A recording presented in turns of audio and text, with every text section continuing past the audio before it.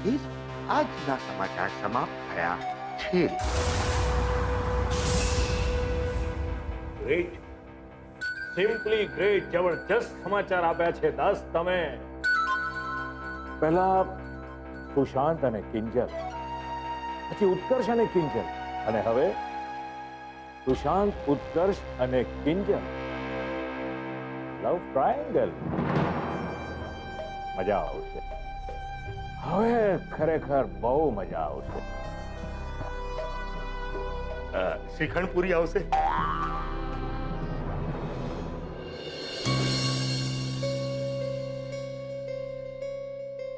કિંજલ, ગુલાબની વાત સાંભળીને તું પછી મારી મદદ લેવાની ના પાડી દે ને, એ પહેલા હું તને કંઈક કહેવા માંગુ છું. હું આ જે પણ કંઈ કરી રહ્યો છું ને, એમાં મારો કોઈ અંગત સ્વાર્થ નથી. ફક્ત અને ફક્ત મારી કરેલી ભૂલનું પશ્ચાતાપ, પ્યોર પશ્ચાતાપ. કપડાનો રંગ હોય કે પછી જમવાનું હોય, બધી જ જગ્યાએ મેં તારા પર મારી જોહુકુમી થોપવા ચાહી. ત્યાં સુધી કે અઠવાડિયાની અંદર લગ્ન કરવાનો જંગલી નિર્ણય પણ મેં લઈ લીધો. અને એ બધું શક્ય ના થયું ને, તો તારા માથે સગાઈ તૂટ્યાનું કાળું ટપકું લગાવીને હું અમેરિકા ભાગી ગયો.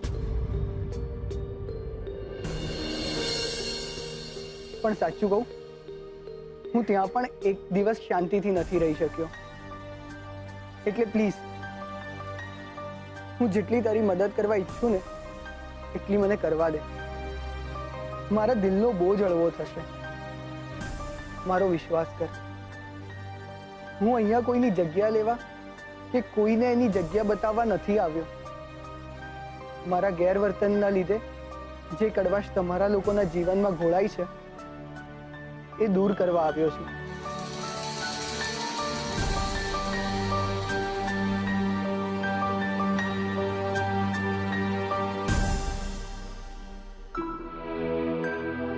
સુશાંત, મને લાગે છે કે જે મેટર માટે તે મને બોલાવ્યો હતો એ તો ઓલમોસ્ટ સોલ્વ થઈ ચૂકી છે.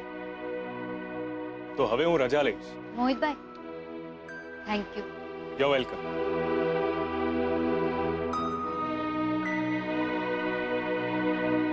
Thank you. કિંજલ, જો તું થેન્ક યુ કહી રહી છે ને, તો અહીંયાની બેંકમાં મારું અકાઉન્ટ છે.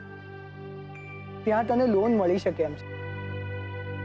ઇનફેક્ટ મેનેજર સાથે મેં વાત પણ કરી લીધી છે, પણ ગેરેન્ટર તરીકે મારી સિગ્નેચર જોઈશે. જો તને કોઈ વાંધો ના હોય તો આપણે લોન માટે જઈ શકીએ. જવું છે?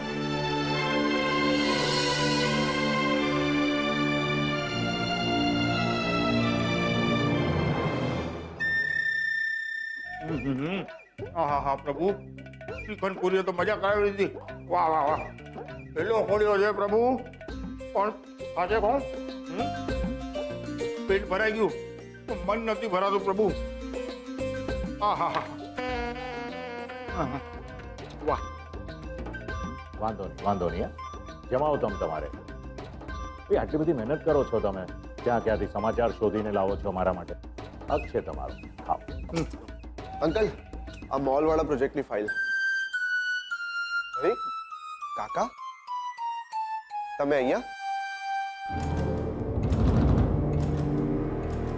કેમ ભાઈ, ના આવી શકે?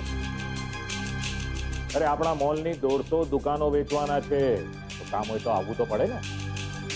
હે રાઘવભાઈ, પત્યું તમારું?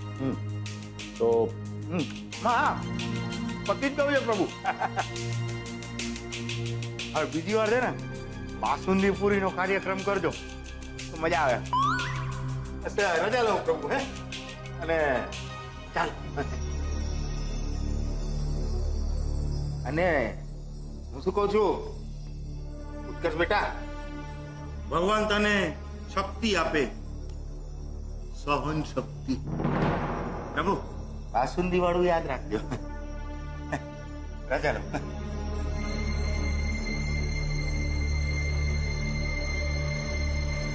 તમારે કહ્યું ને ઉત્કર્ષ કે જાગરણની રાત્રે કિંજલે તારા મોઢા પર શરબત ફેંક્યું હતું.